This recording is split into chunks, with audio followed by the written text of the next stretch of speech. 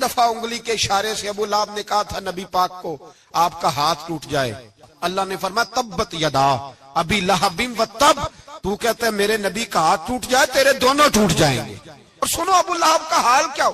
ابو لہب کا معنی ہے ابو لہب شولوں کا باپ، لہب شولوں والا۔ کیا مطلب؟ ابو لہب اتنا حسین و جمیل تھا کہ اس کے جو رخسار تھے شولوں کی طرح چمکا کرتے تھے، اتنا خوبصورت تھا، لال سرخ رنگ تھا، خوبصورت آدمی۔ عرب میں جب غربت تھی تو اس کے گھر میں اس وقت بھی 2 اینٹیں سونے کی تھی، اتنا مالدار آدمی اور سردار تھا سارے مکے کا، لیکن نبی پاک کی بے ادبی کی۔ تمہیں پتہ ہی نہیں کہ رب دنیا میں سب سے زیادہ ناراض ہی اس سے ہے جو اس کے رسول کا بے ادب ہے، سب سے زیادہ ناراض ہی اسی سے۔ ابو لہب نہ گیا بدر کے موقع پر، ڈر گیا، کہنے لگا میں نے نہیں جانا، مکے میں رہ گیا، نہ گیا جہاد کے لیے، مسلمانوں کے خلاف نہ نکلا۔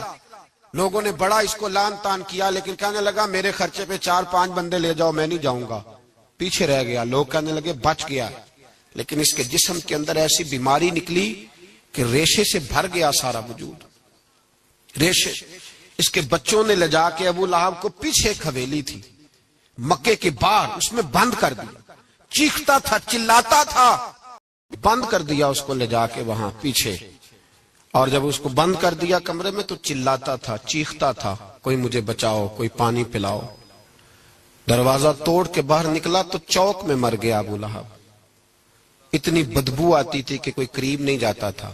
چوک میں لاش پڑی تھی، یہ ہے میت کسی بے ادب کی، منہ دکھانے کے قابل نہیں، اور ان کے دشمن پہ لعنت خدا کی، رحم پانے کے قابل نہیں ہے۔ چوک میں لاش پڑی ہے، تبت یدا ابی لہب و تب، چوک میں پڑی ہوئی ہے، کوئی قریب نہیں جاتا۔ اس کے بیٹوں سے لوگ جا کے کہنے لگے تمہارا باپ تھا، شرم کرو۔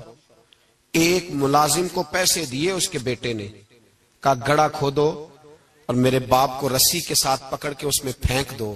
ایک گڑھا کھودا مکے کی گلی میں، اور رسی کے ساتھ پکڑ کر، رسی کے ساتھ باندھ کر اس کی ٹانگ کو گھسیٹ کر اس گڑھے میں ڈال دیا، اوپر سے مٹی ڈال دی، بدبو کا وہ ڈھیر بند کر دیا۔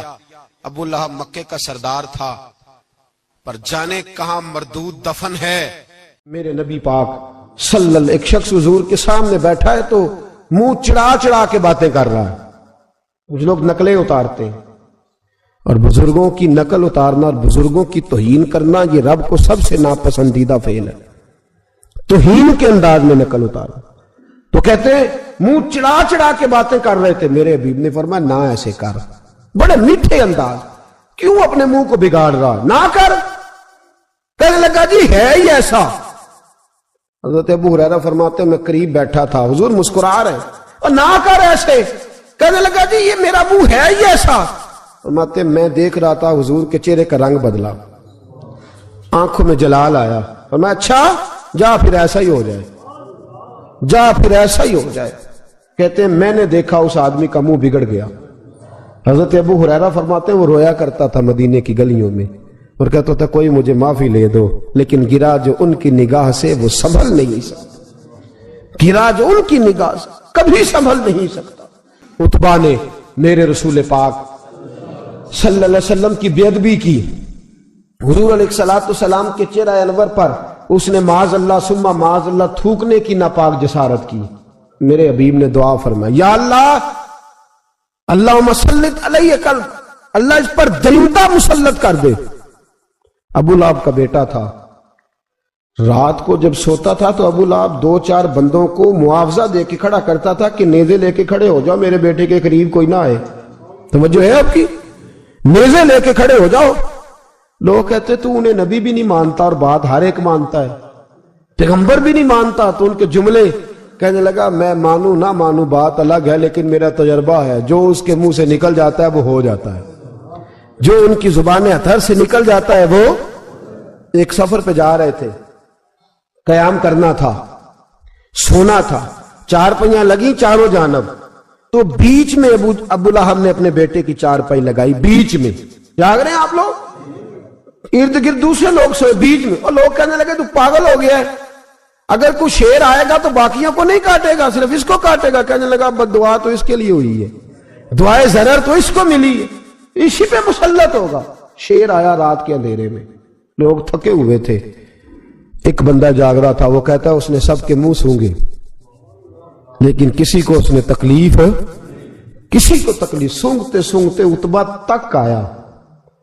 اور لفظوں کا فرق دیکھیے گا، آیا ہے، چیرا ہے، پھاڑا ہے، ٹکڑے کیے، حصے بکھرے کیے، لیکن ایک بوٹی بھی نہیں کھائی، مار دیا، چہرہ بگاڑ دیا، وجود کاٹ لیا، چلا گیا قتل کر کے، کھایا نہیں ایک لقمہ بھی اس کے وجود۔ بھائی درندے پھاڑنے آتے ہیں کہ کھانے آتے ہیں؟ وہ کھایا نہیں، پھاڑ کے چلا گیا۔ تو لوگ سویرے پوچھنے لگے صحابہ سے کہ ماجرا کیا ہے؟ تو گویا صحابہ زبان حال سے کہہ رہے تھے گستاخ کا گوشت گندا ہوتا ہے، جانور بھی نہیں کھایا کرتے، گندا ہوتا ہے، یہ ہے میت کسی بے ادب کی، منہ دکھانے کے قابل نہیں ہے، ان کے دشمن پہ لعنت خدا کی، وہ رحم پانے کے قابل نہیں ہے۔ میرے رسول پاک صلی اللہ علیہ وسلم کی زبان اطہر سے اگر کبھی کسی شخص کے لیے ایسا جملہ نکل گیا تو پھر اس نے بھی اس کا پیچھا کیا، لیکن میرے حبیب نے دعائیں ہی دی ہیں۔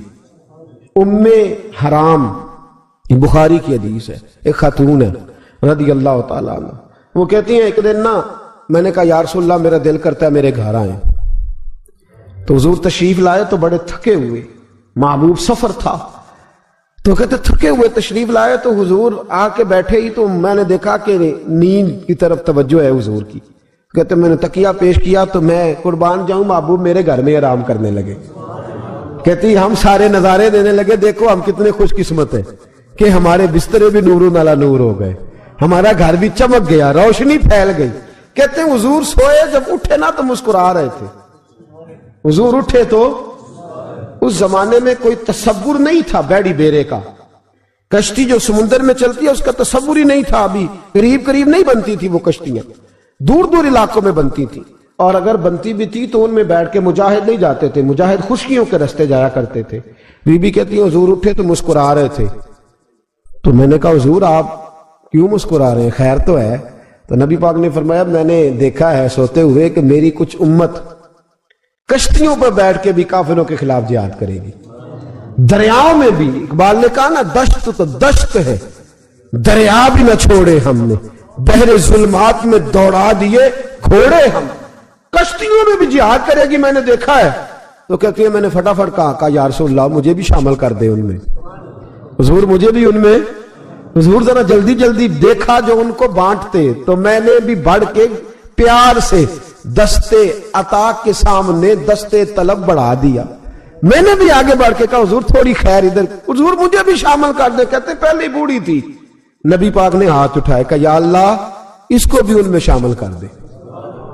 اب فرماتے ہیں سرکار کا وصال ہوا، کوئی جہاد نہیں ہوا سمندر والا، حضرت ابو بکر کے زمانے میں کوئی جہاد نہیں ہوا سمندر والا۔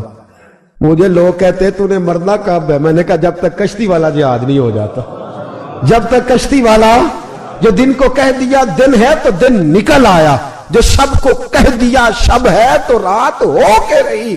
خدا نے ان کی زبان کو وہ اختیار دیا، جو نکلی منہ سے ان کے وہ بات ہو کے رہی۔ فرمایا جب تک کشتی والا جہاد نہیں ہوتا میں نے مرنا۔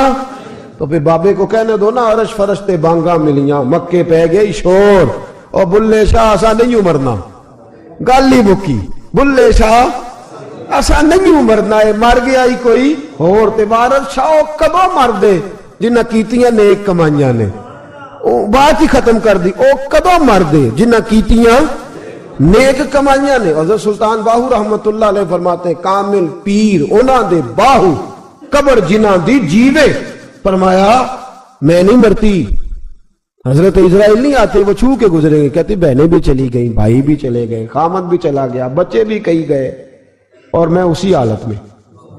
حضرت ابو بکر صدیق کا وصال ہوا، حضرت عمر کا وصال ہوا، حضرت عثمان کا، گن رہے ہیں آپ لوگ، حضرت ابو بکر کے 2.25 سال، حضرت سیدنا عمر فاروق کے کم و بیش 10 سال، حضرت عثمان غنی کے تقریباً 11.5 سال، کتنا عرصہ ہو گیا؟ کہتی ہیں کوئی، پھر حضرت علی کے 4.5 سال۔ بی بی کہتی ہے میں ترو تازہ تندرست کی تندرست لوگ پہتے ہو، بی بی تیرے ساتھ والے سارے چلے گئے، تو کب جائے گی؟ تو میں کہتی ساڑھے نبی دی زبان साडे नबी दी जुबान, साडे वास्ते कुरान। मैं कैसे जाऊं, अभी जिहाद ही नहीं हुआ। कहते हैं खुलफाए राशिदीन ने पर्दा किया, हजरत अमीर मुआविया का दौर आया और हजरत अमीर मुआविया ने कस्तुनतुनिया के लिए जब मुजाहिद भेजे तो समुंदर का रास्ता था। कहती हैं जब सवारियां जाने लगी तो कहने लगे कुछ बीबियों की भी जरूरत है खाना पकाने के लिए। कहती है मैं हाथ भी खड़ा करती रही, दुरूद भी पढ़ती रही और मोहम्मद की सदाकत पर शुक्र भी अदा करती रही। कहते मैंने हाथ खड़ा किया तो मुझे कुछ लोग कहने लगे बीबी तू सिलेक्ट हो जाएगी, तू तो बूढ़ी है। तो कहती है मैंने कहा सिलेक्ट हो क्या जाऊंगी, मुझे जाने वाले सिलेक्ट करके गए हैं, मुझे सिलेक्ट किया गया है। जिन्होंने जाहिरी पर्दा किया है ना सिलेक्ट, मुझे हुजूर ने दुआ कर दी थी तो नबी पाक की दुआ। फरमाती हमने कश्ती में भी बैठी, जिहाद भी किया और जिस दिन वो जिहाद खत्म हुआ हजरत उम्मे हराम का विसाल हो गया। तो लोगों से पूछते बीबी चली गई, कहने लगे हाँ मुस्तफा का किया हुआ वादा जो पूरा हो गया है। मेरे महबूब ने जिसको दुआ दे दी, मेरे रसूल करीम ने जिसके लिए दुआ कर दी।